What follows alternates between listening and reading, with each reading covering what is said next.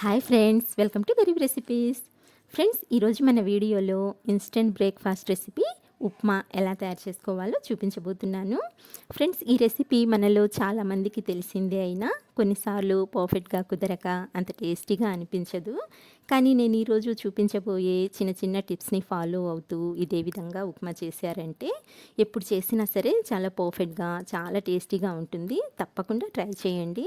So ఇప్పుడు late చేయకుండా ఎలా తయారు చేసుకోవాలో చూసేద్దాము.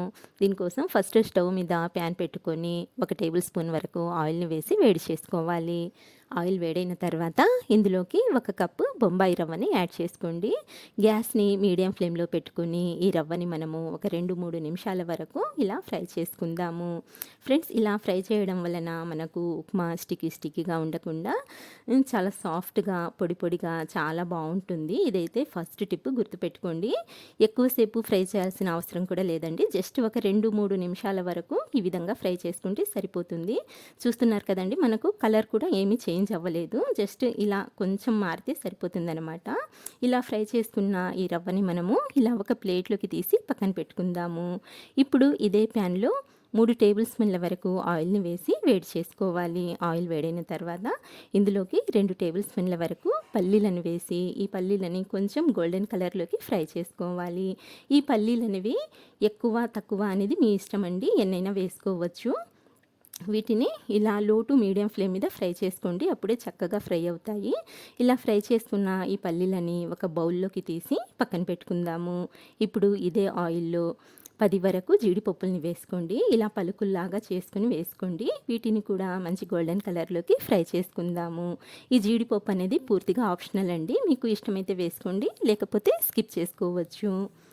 ఇలా ఫ్రై చేసుకున్న ఈ జీడిపప్పుని కూడా మనము పల్లీల్లోకి తీసుకొని పక్కన పెట్టుకుందాము. ఇప్పుడు ఇదే ఆయిల్లో ఒక మీడియం సైజు ఉల్లిపాయని ఇలా నిలువుగా కట్ చేసుకొని యాడ్ చేసుకోండి. గ్యాస్ని లో టు మీడియం ఫ్లేమ్లో పెట్టుకొని ఈ ఉల్లిపాయ ముక్కల్ని 1 నిమిషం వరకు, అంటే జస్ట్ ఇలా కొద్దిగా సాఫ్ట్ అయ్యేంత వరకు ఫ్రై చేసుకోవాలి.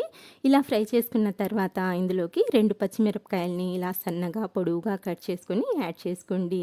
తర్వాత వచ్చేసి 1 టేబుల్ స్పూన్ వరకు మినప్పప్పు, 1 టేబుల్ స్పూన్ వరకు పచ్చిశనగపప్పు, అలాగే కొద్దిగా కరివేపాకుని కూడా వేసుకోండి. నెక్స్ట్ వచ్చేసి 1 టీ స్పూన్ ఆవాలను కూడా యాడ్ చేసుకోండి. ఇప్పుడు మనము లో టు మీడియం ఫ్లేమ్ మీద ఈ పోపుని కాస్త వేగనివ్వాలి. అంటే ఒక 2-3 నిమిషాల వరకు ఇలా ఫ్రై చేసుకుంటే సరిపోతుంది. ఇలా లో టు మీడియం ఫ్లేమ్ మీద ఫ్రై చేసుకున్నట్లయితే మనకు పోపు ఇలా చక్కగా ఫ్రై అవుతుంది. చూస్తున్నారు కదండి. ఇలా మనకు ఈ పోపు దినుసులు కాస్త చిటపటలాడాక ఇందులోకి మనము ఏ కప్పుతో అయితే రవ్వని తీసుకున్నామో సేమ్ అదే కప్పుతో 3 కప్పుల వాటర్ని యాడ్ చేసుకోవాలి. 1 కప్పు రవ్వకి 3 కప్పుల వాటర్ అయితే కరెక్ట్గా సరిపోతుందండి.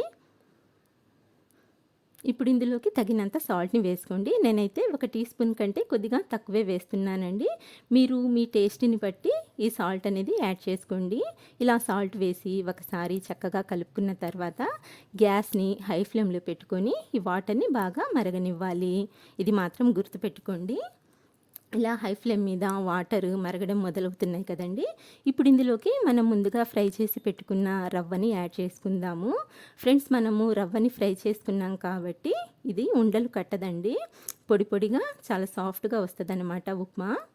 ఇలా రవ్వను మొత్తం వేసుకున్న తర్వాత హై ఫ్లేమ్ మీదే ఈ ఉప్మాని ఉడికించుకోవాలన్నమాట. ఒక 2 నిమిషాల పాటు ఇలా ఉడికించుకున్నట్లయితే దగ్గరికి వచ్చేస్తుందండి, ఎక్కువ టైం కూడా పట్టదు.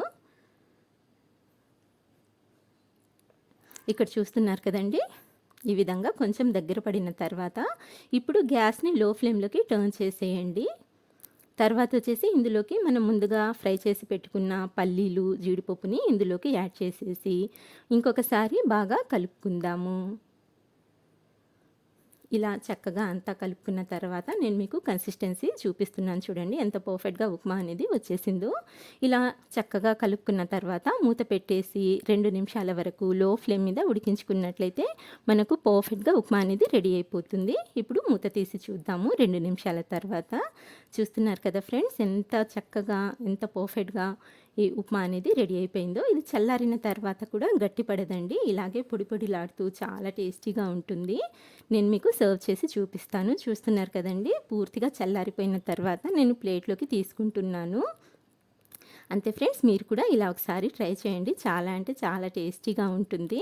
సో ఫ్రెండ్స్, చూసారు కదా ఇవాల్టి రెసిపీ. నచ్చినట్లయితే ప్లీజ్ లైక్ చేయండి, షేర్ చేయండి. అలాగే మంచి మంచి రెసిపీస్ కోసం మా గరీబ్ రెసిపీస్ని సబ్స్క్రైబ్ చేసుకోండి. ఇంకొక మంచి వీడియోతో మంచి రెసిపీతో మళ్ళీ కలుస్తాను ఫ్రెండ్స్. అంతవరకు బాయ్ అండి. Thank you for watching.